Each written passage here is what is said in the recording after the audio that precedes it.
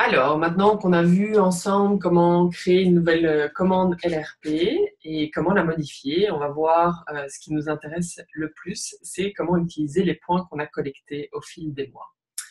Donc, pour ça, on a deux options. Soit on utilise nos points pour une commande unique, soit on va les utiliser dans notre commande mensuelle LRP.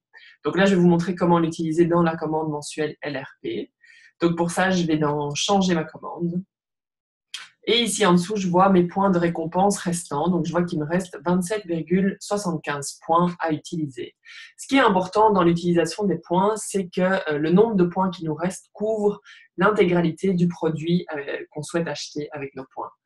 Donc, par exemple, ici, je vois que je peux acheter le cyprès ou un balance, mais que je n'ai pas l'opportunité d'acheter un Deep Blue parce que le montant est plus élevé que le nombre de points qui me reste. Donc, dans la colonne Utiliser les points, j'ai un menu déroulant à côté des produits que je peux acheter avec mes points.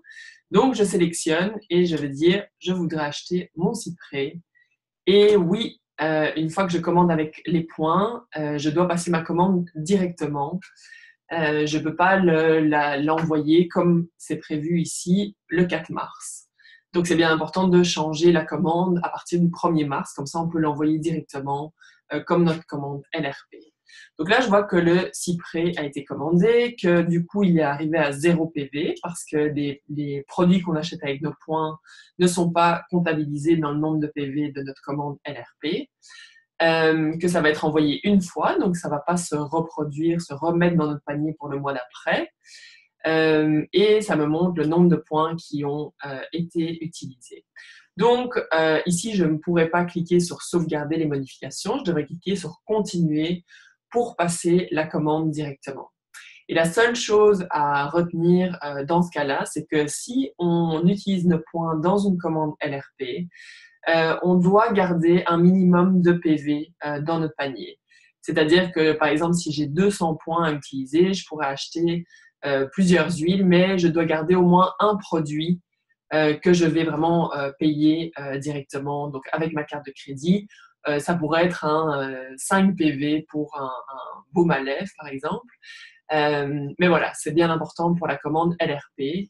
Si, donc là, je vais quitter ma commande, je clique sur achat, je fais annuler. Donc, je n'ai pas enregistré les modifications. Si je ne souhaite pas faire ça dans ma commande LRP, je le fais simplement dans ma commande standard. Et là, je ne suis pas obligée de garder un minimum de PV à payer sur ma carte de crédit. Je pourrais payer tout mon panier avec mes points LRP. Je vais juste payer les frais d'envoi et un 3 qui sont facturés à chaque fois qu'on utilise nos points. Donc, moi, ce que je vous conseille, c'est vraiment de collecter un maximum de points, ils sont valables pendant 1 an, et de faire une plus grosse commande, de payer une seule fois les 3 $. Donc voilà, c'est ça pour l'utilisation de nos points. Bonne journée!